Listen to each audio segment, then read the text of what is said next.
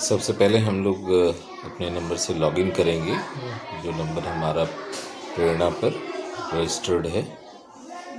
और जब ये लॉगिन हो जाएगा तो उसके बाद हम अपना ये जो ऊपर मोबाइल सेटिंग बना हुआ है वहाँ देख लेंगे कि हमारा स्कैनिंग के दौरान टॉर्च ऑन रहे और सीट पर बना हुआ बोला। ये जो डिफ़ॉल्ट सेटिंग इसको नहीं छेड़ेंगे हम लोग, क्योंकि हमें पूरा सर्कल को पूरा तरह से राउंड भरना है। लेकिन कक्षा 1 से 3 तक क्योंकि ये टीचर्स की जिम्मेदारी है, तो ये तो अपनी तरफ से इंश्योर करेंगे कि वो पूरा का पूरा जो है सर्कल हो, और बच्चों को भी बता देंगे कि सर्कल को पूरा भरना है और उसके लिए काली बाल पेन का इस्तेमाल करना है।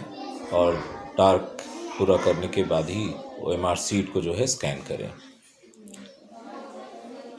बैक करते हैं और हम चलते हैं कक्षा 5 का देखते हैं। तो इस भी क्लास का जो है जब भी ड्रॉप डाउन में देखेंगे तो वहाँ पर बच्चों का नाम होता है। जैसे कक्षा 5 का मैं करने जा रहा हूँ, तो कक्षा 5 में मैं यहाँ देखता हूँ कि सभी बच्चे जो हैं यहाँ पर मेरे लिस्टेड हैं। कुल 18 बच्चे हैं और 18 के 18 बच्चे हमारे परीक्षा में उपस्थित हैं।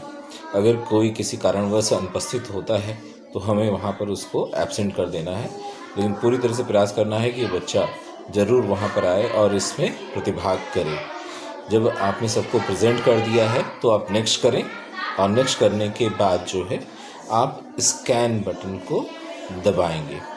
स्कैन बटन को दबाने के बाद जो है एक चीज़ याद रखिएगा कि आपको इसको एकदम ऊपर ले आना है।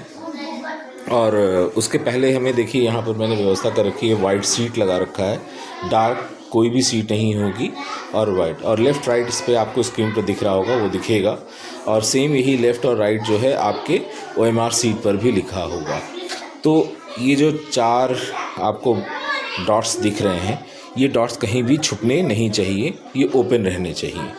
और लाइट पर्याप्त हो, अगर पर्याप्त लाइट रहती है तो आपको निश्चित रूप से जो है वो स्कैन करने में कोई दिक्कत नहीं आएगी। अब मैं स्कैन करने जा रहा हूँ। देखिए इसके एकदम ऊपर रखता हूँ जिससे स्क्रीन में आ गया। इनमें चारों तरफ ग्रीन कलर का मार्क बना था बाउंड्री, और ये देखिए पूरे डॉट्स जो हैं यहाँ पर स्कैन दिख रहे हैं। कोई भी डॉट छूटा हुआ नहीं है, चाहे आप टैबलेट से करें चाहे। लेकिन अगर आपको ऐसा लग रहा है कि नहीं बहुत सारे डॉट छूट गए हैं और रोल नंबर के भी अगर पूरी तरह से नहीं आ रहे हैं, तो आप क्या करेंगे कि आप रीस्कैन उसको कर लेंगे। इसको ओके करते हैं और ओके करने के बाद फिर देखते हैं यहाँ पर रोल नंबर सही है। और कैसे पता चलेगा कि रोल नंबर सही है? नीचे उस बच्चे का नाम आ जाएगा जिसका हम स्कैनिंग कर रहे हैं और ग्रीन कलर में वो प्रेजेंट्स को दिखाएगा। अब नीचे सभी देख लेते हैं कि क्वेश्चन के आंसर उसमें दिए तो हैं कि नहीं है। कोई अगर आपको लगता है कि उसमें नहीं दिया हुआ है तो आप दोबारा फिर से इसको स्कैन करेंगे या सेल्फ उसको एडिट कर देंगे। वहाँ क्लिक करिए और क्लिक करने के बाद आपको एडिट का ऑप्शन आ जाता है, उसको मिटा करके फिर से आप उसको सही कर सकते हैं अगर गलत उत्तर उसने स्कैन किया हुआ है। तो इसमें फ़िलहाल तो मेरे को इसमें सभी उत्तर सही स्कैन किए हुए दिख रहे हैं। और जब ये सही स्कैन किए तो सेव कर लेंगे। जब ये ऑलरेडी मैंने एक बार स्कैन किया हुआ था इसलिए ये यहाँ पर दिखा रहा है कि ऑलरेडी सेव, यानी कि हम किसी एक बच्चे का अगर हम पहले कर चुके हैं तो वो दोबारा उसको नहीं दिखाएगा। सेव क्लिक करेंगे तो सेव्ड यहाँ दिखा देगा और फिर हम नेक्स्ट चले जाएंगे, देखेंगे सेव हुआ है कि नहीं हुआ है। तो हम स्कैन रिपोर्ट पर अब जाएंगे और स्कैन रिपोर्ट पर जाकर के क्लिक करेंगे तो यहाँ देखेंगे कि यहाँ पर student ID this Akash Kumar का जो है कक्षा 4 का है और RC कक्षा 5 का हमने यहाँ स्कैन किया हुआ है। और इसको डेटा को हम जो है यहाँ पर इंटरनेट उस समय ऑन रहना चाहिए, लेकिन हमें याद है कि कई सोनभद्र में कई ऐसे जगह हैं जहाँ पर कि डेटा सिंक होने में दिक्कत आती क्योंकि इंटरनेट नहीं है।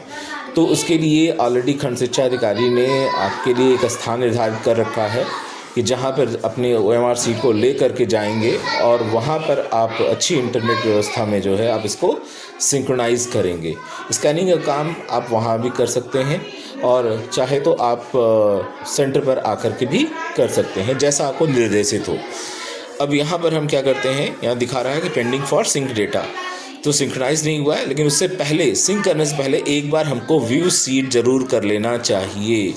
तो उसको करेंगे और देखेंगे उस बच्चे का कि सीट वहाँ पर दिखा रहा है कि नहीं। तो यहाँ पर हम देखते हैं कि यहाँ पर इसका सीट यहाँ पर आरुषि का दिखा रहा है, जिसका सीट सिंक हुआ। और इसको भी देख लेते हैं, आकाश कुमार का है। और अगर आपको संतुष्टि नहीं लगती है तो यहाँ पर आप क्या करेंगे, डिलीट कर देंगे। ठीक है, डिलीट सीट कर सकते हैं। जैसे फिर से मान लीजिए मैं इसको करने के लिए डिलीट कर देता हूँ, मुझे गलतियाँ हैं उसमें, और मैं इसको सीट डिलीटेड सक्सेसफुली। और दूसरा इसका भी मैं डिलीट कर देता हूँ, इसको रहने देता हूँ, एक ही करता हूँ फिलहाल। और फिर से मैं इसको स्कैन करने जा रहा हूँ।